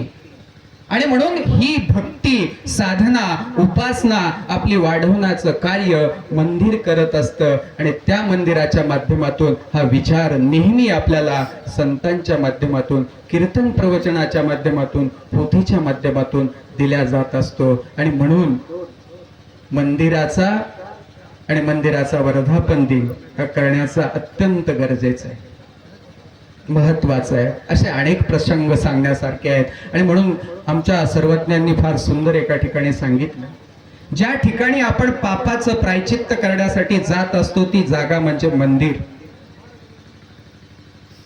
जे पाप कर्म आपल्याकडून केल्या जातात, चुकीची कर्म होतात, जिथे जाऊन फेडल्या जातात ती जागा म्हणजे मंदिर. स्वामी म्हणतात, अन्यत्र केलेली क्रिया ही वाराणसी या ठिकाणी जाऊन फेडल्या जाते, परंतु वाराणसी मध्ये केलेलं जे काही पाप आहे, इतरत्र केलेलं पाप फेडण्याची जागा वाराणसी सांगितली, मग वाराणसी मध्येच येऊन केलेलं पाप कुठे फेडा? याविषयी अजून एका ठिकाणी असं पाहायला मिळतं की अन्य क्षेत्रे कृतम कर्म पुण्यक्षेत्रे विनश्यती, पुण्यक्षेत्रे कृतम कर्म वज्रलेपो भविष्यती. अन्य ठिकाणी केलेलं कर्म हे पुण्यक्षेत्र म्हणजे मंदिराच्या पावन अशा भूमीमध्ये जाऊन त्या पापाचं प्रायचित्त केलं जातं, देवाच्या चरणावरती. भक्तियोग आणि दरवर्षीप्रमाणे याही वर्षी आपण आयोजित केलेला हा विशेष कार्यक्रम, खरं तर आता एवढ्या संत महंतांच्या समोर बोलणं इतकं सोपं नाही, पण आमचे शिंदे बंधू आलेले आहेत, त्यांनी आग्रह केला की वारकरी संप्रदायाच्या माध्यमातून 2 शब्दाचं आपलं मनोगत तुम्ही या ठिकाणी मांडावं. आदरणीय व्यासपीठावरील सर्व मान्यवर मंडळी, सर्व संत महंतांच्या चरणी साष्टांग प्रणिपात करून सेवेला सुरुवात करतो. खरं तर हा वर्धापन दिन आहे आणि या अनुषंगाने आपण सर्वजण या ठिकाणी जमला आहात. वारकरी संप्रदाय खूप उंच शिखरापर्यंत पोहोचलेला आहे आणि आपला सुद्धा संप्रदाय, तर बऱ्याच भक्त मंडळीचं म्हणणं आहे की वारकरी संप्रदाय आणि महानुभाव संप्रदाय वेगळा आहे, पण एक जर विचार केला, दोन्ही जर पाहायला गेलं तर दोन्हीही एकच आहेत. पाहता न दिसे वेगळीक, ज्ञानोबरायांनी सांगितलेलं आहे. किती जरी धर्मपंथ, किती जरी विशेष स्वरूपानं या जगावरती जरी आले असतील, तरी सर्वांचं तत्व मात्र एकच आहे, भगवंतच आहे. कितीही जरी आपण काही जरी करून साध्य करण्याचा प्रयत्न केला, परंतु शेवट मात्र एक, तो म्हणजे भगवंतच आहे. कारण जेने हे विश्व निर्मिले, महर्षी देवा संस्थापिले, 21 स्वर्गाती धरिले सत्ता मात्रे आपुलिया. तो हा भगवान परमात्मा किती मोठा आहे आणि किती विशाल आहे याचं पूर्ण तत्व सारांश आता आपल्या बाबांनी, आदरणीय जीवन कवींनी, आता नंतर त्यांच्यानंतर ज्या बाबांनी सुद्धा खूप सुंदर चिंतन आपल्या समोर मांडलेलं आहे. खरं सांगायचं ठरलं तर या वारकरी संप्रदायामध्ये आणि आपल्या या महानुभाव पंथामध्ये कुठलाच मतभेद नाही, पण बऱ्याच मंडळीचं म्हणणं याच्यामध्ये भरपूर आहे पण याचा जर गूढ अभ्यास केला, मार्मिक अभ्यास जर केला, पाहायला गेलं तर हे खूप एकच आहे. आता सर्व संतांच्या समोर सांगायचं ठरवलं तर वारकरी संप्रदायाने खूप मोठी क्रांती केली, सर्वांना एकत्रित केलं. विद्वान जरी संप्रदाय, खूप जरी पंथ जरी जगाच्या पाठीवर आले असले तरी सुद्धा संत तुकोबारायांनी सर्वच जाती धर्माच्या लोकांना एकत्रित येऊन पुनश्च सनातन धर्माची स्थापना केली आणि सर्वांना एकत्रित येऊन यारे यारे लहान थोर याती भलत्या नारी नर करावा विचार नलगे चिंता कोणाची, सर्वांना एकत्रित घेऊन वारकरी संप्रदायाने सर्वांना खूप मोठं कार्य केलं. आणि हेच कार्य आपण सर्व संतजन करत आहात, म्हणून करावं तेवढं तुमचं. आता मी तर तुमच्याबद्दल काही बोलू शकत नाही, पण हा आपला कार्यक्रम आहे, अगदी वेळ सुद्धा झालेली आहे. आता महाराजांनी अगोदर सांगितली ही वेळ भाषणाची नसून ही वेळ भाषणाची आहे, वेळ झालेली आहे. म्हणून मी माझे 2 शब्द बाबांच्या चरणी समर्पित करतो आणि मी माझं बोलणं इथंच थांबवतो. रामकृष्ण हरी. धन्यवाद बुवाजी. परभणी निवासी गुरुतुल्य मोठे बाबाजी, तसेच या धर्माचा ध्वज ज्यांच्या हस्ते ध्वजारोहण झाला असे आदरणीय श्रद्धेय भुरी निवासी तथा लिमगाव निवासी आमच्या गुरुतुल्य मार्गदर्शक असे आदरणीय श्रद्धेय जायराज बाबाजी कपाटे आणि आदरणीय सर्व व्यासपीठ आणि या ज्ञानसत्राला ज्यांचं अनमोल असं ज्ञान त्यांनी सांगितलेलं आहे असे आदरणीय श्रद्धेय जीवनशास्त्री आणि तसेच आदरणीय श्रद्धेय आयतनगर येथील बाबाजी आणि सर्व आपण बंधूंनो, सांगायचं तात्पर्य आतापर्यंत आपण ऐकलं की मंदिर कशासाठी असते. मंदिर नुसतं नावाला मंदिर नाही, कोणत्याही संप्रदायाचं मंदिर असो त्या ठिकाणी जाऊन आपण त्या ठिकाणी जर त्या मंदिराची पवित्रता राखली तर ते मंदिर आहे. कारण की मंदिरात गेल्यानंतर प्रत्येक मंदिराची जी वस्तू आहे ती आपल्याला एक प्रतीक आहे. आपण गेल्यानंतर तो घंटा बघतो, घंटा वाजवतो, त्या घंटामध्ये जो लोलक आहे, कारण की ते लोलक घंटा आपल्याला सांगतो की या जगामध्ये आपण सर्व या विश्वामध्ये आपण एकटे आहे त्या लोलकासारखे. जर त्या लोलका म्हणजे ते घंट्याच्या आतमध्ये जे वाजवण्याचं वाद्य त्याला लोलक म्हणतात, त्या या विश्वामध्ये आपण एकच आहेत आणि एकच असल्यामुळे आपण आल्यानंतर ज्या मंदिरामध्ये गेल्यानंतर उदबत्ती सुद्धा दाखवून त्या देवाला प्रसन्न करतो, आरतीनं प्रसन्न करतो. देव का आरतीनं प्रसन्न होतो का, उदबत्तीनं प्रसन्न होतो का, पण आपला भाव त्या देवाप्रती आपण दाखवतो. सांगायचं तात्पर्य ते पहिलं आमच्या लहानपणी वर्धापन दिन हे वाढदिवस काही आश्रमाचे होत नव्हते. अलीकडच्या काळात हे आता नवीन निघाले, जसे लग्नाचे वाढदिवस असो, कारण की आता विवाहप्रसंगी केळवण हे असे नवीन प्रकार निघाले, तसे हे वर्धापन दिन आताच्या काळात निघाले. पण काही असो, या मंदिराच्या निमित्ताने जो काही कार्यक्रम होतो तो कार्यक्रम एक संस्काररूपी कार्यक्रम असतो. त्या माध्यमातून समाज जागृतीचं कार्य या मंदिरातील सर्व किंवा ही आचार्य मंडळी आपल्याला देत असते. आतापर्यंत ऐकलं की 400 वर्षापूर्वीचं हे मंदिर आहे. मी सुद्धा या मंदिराला खूप दिवसापासून ओळखीत होतो आणि त्यावेळेस यात्रेला येत असताना बैलगाडीने आलतो पेठ पिंपळगावला प्रथम, कारण की त्यावेळी एका रात्रीतच ही यात्रा भरायची, सकाळी सर्व जायचे. आता फक्त आधुनिकता झाली, प्रत्येकजण आपल्या आपल्या वाहनानं येतो. यावर्षी सुद्धा यात्रेला आलतो. पण मी ज्या ठिकाणी राहतो तो महानुभाव संप्रदायाचा पहिला मठ म्हणजे लिंबा. बरेच जणाला माहीत नाही. आपण शासन दरबारी या मंदिरासाठी प्रयत्न करीत आहात, पण ज्यावेळेस आमच्या महानुभाव संप्रदायाच्या पहिल्या मठाला मुख्यमंत्री पर्यटन क्षेत्रातून 4 कोटी निधी मिळालेला आहे. आपल्या जिल्ह्याला बरं का, आपल्यापर्यंत माहिती आहे की नाही माहीत नाही, पण निधी मिळतो. पण तो निधी कसा मिळतो, कारण की शासनाचे काही नियम आहेत की मंदिर ट्रस्ट पाहिजे. मी बऱ्याच वेळेस इथं आल्यानंतर काही जणाला ही गोष्ट बोलली की बाबा हा मंदिर ट्रस्ट काय केलं नाही आतापर्यंत. जर हे मंदिर ट्रस्ट केलं तर या निधीचा आपल्याला जास्तीत जास्त उपयोग करून घेता येईल. कारण की आमदार खासदार हा निधी देऊ शकतो, पण पर्यटक क्षेत्र असो किंवा तीर्थक्षेत्र जर असेल तर मंदिर ट्रस्ट केल्यानंतर, कारण की त्या मंदिराला ट्रस्ट केल्यानंतर निधी जास्त देणं येते, हे शासनाचे नियम आहे. म्हणून मी या मंदिराला आतापर्यंत आमच्या अण्णाचं खूप सहकार्य आहे. अण्णा थकले आता तरुण मंडळीने ह्या मंदिराची धुरा सांभाळायला पाहिजे आणि अण्णाचं मार्गदर्शन जर घेतलं तर या मंदिराची उत्तरोत्तर कार्य प्रगती जोरदार होणार आहे. आणि श्री दत्तात्रय महाराज तर आपल्याला आहेच, कारण की सर्व संप्रदायाचे जगद्गुरू दत्तात्रय महाराज आहेत. हीच एवढी एक मनोकामना या ठिकाणी बोलतो आणि थांबतो. जास्त वेळ झालेला आहे, कारण की मगच आमचे चिंचक येथील सद्भक्त भोसले मुले बाबा कधी जेवण आहे, कारण की या सभेलाच मुळात उशीर झालता, कारण की 12च्या नंतरच सभा सुरू झालेली. या ठिकाणी थांबतो. दंडवत प्रणाम. परंतु त्याच्यावर जर सर्च केलं तर तुमचं डोकं चक्रावून जाईल.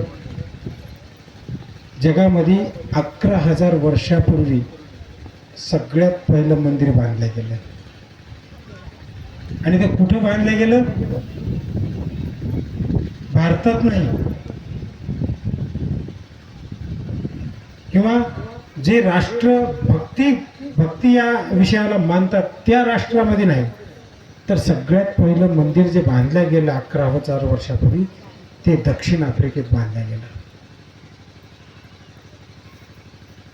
आज तुम्ही ज्या राष्ट्रांना पाश्चात्य राष्ट्र म्हणून संबोधता, ज्या राष्ट्राची संस्कृती हीन म्हणून आपण संबोधतो, परंतु मंदिराची सर्वप्रथम संकल्पना जी आलेली आहे ती दक्षिण आफ्रिकेतून भारतामध्ये आलेली आहे. आणि ती संकल्पना आपण या ठिकाणी वृद्धिंगत केली.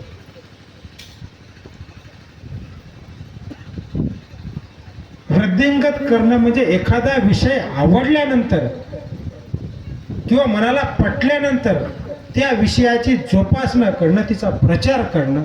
जसं की आपण आपल्या अंगणामध्ये झाडं लावतो, झाड लावलं, रोप लावल्यानंतर एखाद्या झाडावर आपलं विशेष प्रेम असतं, एखाद्या झाडाचं फळ आपल्याला विशेष प्रमाणे आवडत असतं, म्हणून आपण त्या झाडाला वृद्धिंगत करत असतो, पाणी घालत असतो, त्याची विशेष प्रकारे वाऱ्या वावधानामध्ये काळजी घेत असतो. आजकाल तुम्ही फिरत असताना एक आंब्याच्या झाडाला नेट बांधतात बघा, घरामध्ये जे आंबे असतात त्या झाडाचं संरक्षण आपण करत असतो. तसा हा मंदिर ही संकल्पना माणसाच्या मनाला पटली, कारण या संकल्पनेतून अनेक चांगल्या गोष्टीचा जन्म होतो. संप्रदाय कुठलाही असो, संप्रदायाशी घेणं देणं नाही,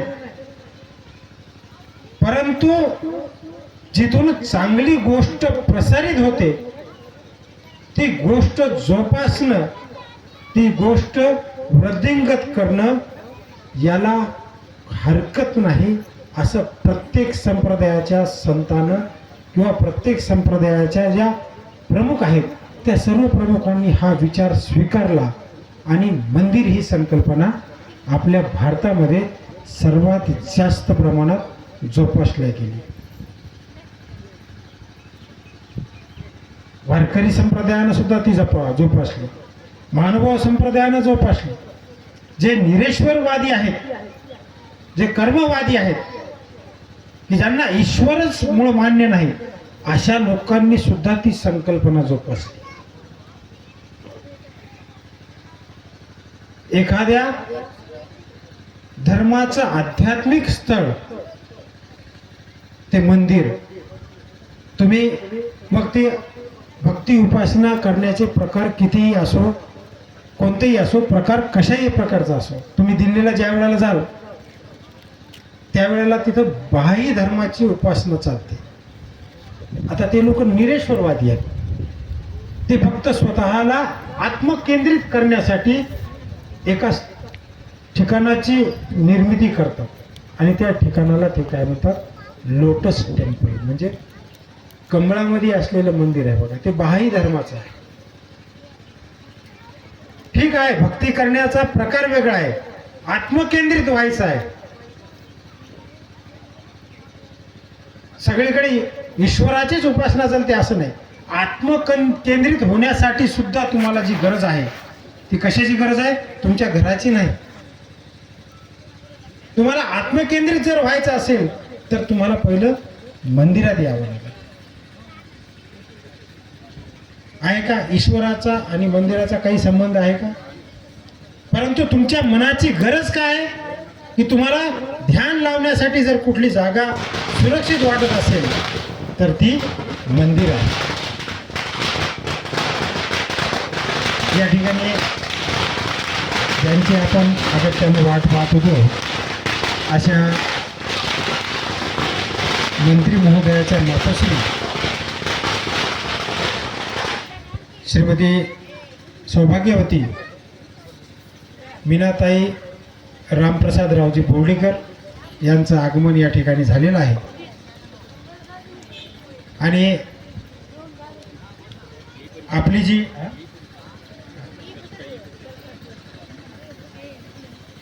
त्यांचं या ठिकाणी स्वागत समारंभ कमिटीच्या वतीने या ठिकाणी संपन्न होईल. तर मंदिर ही संकल्पना जी आहे ही माणसाच्या आत्मसंतुष्टीसाठी निर्माण झालेली संकल्पना आहे. त्या संकल्पनेचा आकार म्हणजेच मंदिराचा कळस आणि त्या कळसाखाली शांतता लाभते. ही जी गोष्ट आहे ती माणसाच्या मनामध्ये रोवल्या गेली आणि माणसानं मंदिराचं संवर्धन केलं. याच्यात मी माझं सौभाग्य समजते. आणि हे सर्व संत दीदींकडे येऊन गेले, तिची तारीख पण घेतली होती वाटतं. आणि त्यांचे जे प्रस्ताव आहेत, काय प्रस्ताव दिला आहे मला काही त्याचा जास्त माहीत नाही, पण काय प्रस्ताव आहेत ते परत एकदा येऊन तुझ्याकडे मांडतील आणि ते मार्गी लावतील आणि ईश्वर त्याला नक्कीच सफलता देईल. एवढी मी 2 शब्द बोलून मी माझे भाषण करतो.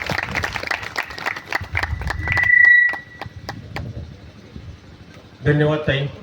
आपण या ठिकाणी उशिरा का होत नाही, पण आपण या ठिकाणी आपली उपस्थिती दर्शवली. आमचं मनातच समाधान झालं. अशीच वरचेवर आपली उपस्थिती, आपलं मार्गदर्शन आणि वेळोवेळी आपलं सहकार्य आम्हाला लाभावं ही आम्हाला सर्व सद्भक्त मंडळींची अपेक्षा. आतापर्यंत तुम्ही माझी बडबड ऐकली. आता या ठिकाणी मी या समारोप करण्याकरता आणि आभार प्रदर्शन करण्याकरता मी आमचे बंधू श्री गणेशरावजी जोगदंड यांना मी या ठिकाणी आमंत्रित करतो आणि आपले या ठिकाणी आभार प्रदर्शनाचं सूत्र त्यांनी आपल्या स्वतःकडे घ्यायचं आहे.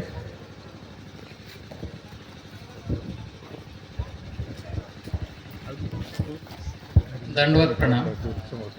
सन्माननीय व्यासपीठावरील सर्व संत महंत, सन्माननीय मीनाताई आणि या ठिकाणी सर्व जमलेले पंचक्रोशीतील ग्रामस्थ बंधू भगिनी. तर आज हा दिवस म्हणजे खूप मोठा दिवस आहे, कारण आज एका महान व्यक्तीचा जन्म झालेला आहे, गौतम बुद्ध. त्यांना याच दिवशी आज पौर्णिमाच आणि नंतर महानिर्वाण झाला तो सुद्धा बुद्ध पौर्णिमाच. तसेच या ठिकाणी सुद्धा हा दिवस निवडला गेलेला आहे वर्धापन दिनाचा. तो सुद्धा एक शुभ दिन आहे. आणि म्हणजे जगाच्या कल्याणा संताच्या विभूती देह झिजविती परोपकारे या उक्तीप्रमाणे या ठिकाणचे संत सुद्धा मार्गदर्शन करतात. सगळ्या संतांचे वेगवेगळे आचार विचार जरी असले, ड्रेस कोड जरी वेगळा असेल तरी परंतु सर्वांचं जगाचं कल्याण व्हावं हेच या ठिकाणचं उद्देश आहे. या मंदिराचा सुद्धा उद्देश तोच आहे. चक्रधर स्वामींनी महाराष्ट्रामध्ये जवळजवळ 1648 आणि मध्य प्रदेशमध्ये 2 असे 1650 असे मानव आश्रम आहेत. तसंच या ठिकाणी सुद्धा चरणांकित पाषाण ह्या दत्तात्रय मूर्तीचा आणलेला आहे. या माध्यमातून सुद्धा जरी त्याला काही प्रश्न सुटले तर या पंचक्रोशीतील हे एक ठिकाण असं उंच आहे ज्या ठिकाणाहून सभोवतालचे जे खेडे ते सगळे जवळ असतात आणि या ठिकाणी पायी येणाऱ्या लोकांची गर्दी भरपूर होती जुन्या काळापासून. आणि त्याला आता काही चांगलं रस्त्याचं काम मिळावं, रस्ता चांगला व्हावा ही सर्वांची इच्छा आहे, या पंचक्रोशीतील सर्वजणांची, आणि हीच मागणी आपण ताईकडे मांडलेली आहे आणि ते होईल असे हे दत्तप्रभू समोर मी मांडतो आणि होईल अशी आशा व्यक्त करतो. तसंच या ठिकाणी जे काही महानुभाव आहेत, आता एक सरांनी सांगितलं की बाबा मंदिर आणि शाळा हे 2 महत्वाचे ठिकाण आहेत. तसं मंदिराचं सुद्धा पावित्र्य राखण्यासाठी सर्वांनी हे करणं गरजेचं आहे. तर लोकांच्या जागृतीसाठी हे मंदिर एक उपयुक्त ठरतात आणि लोकांना शिकवतात. माणसातला माणूस पण जागृत होणं, प्रत्येकाला काही ईश्वर होता येत नाही, परंतु आपल्यातला माणूस आणि ती माणुसकी जर जागृत करता आली तर ते खूप मोठं कार्य होईल आणि हे या मंदिराच्या माध्यमातून होईल अशी एक आशा व्यक्त करतो. माझ्याकडे 2 काम, मी माझ्या ह्याच्यामध्ये हे आभार प्रदर्शनाचा भाग आहे. या ठिकाणी आलेले जे संत म्हणतोय वेळ खूप झालेला आहे, तर इथं आलेल्या तेलारकर महाराज,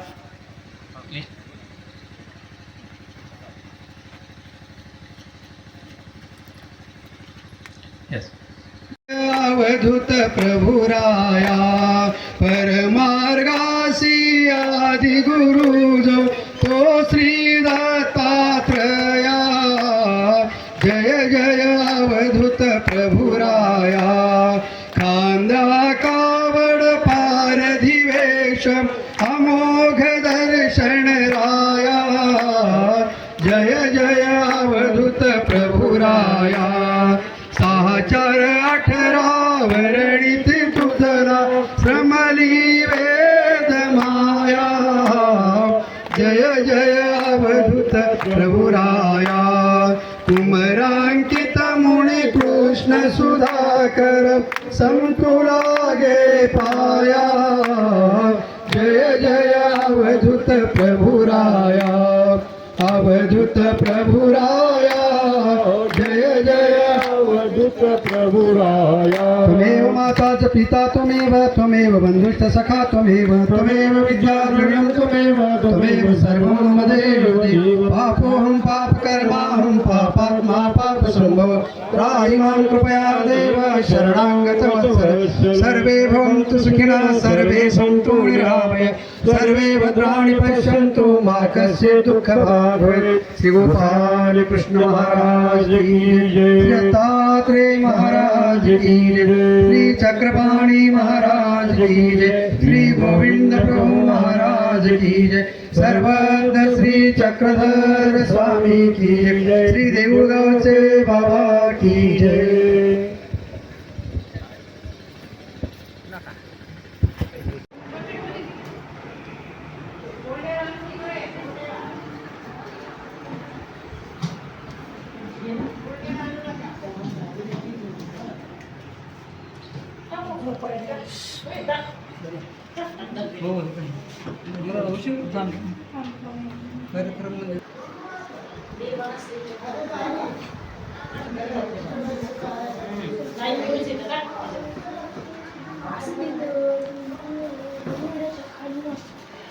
खाली नाही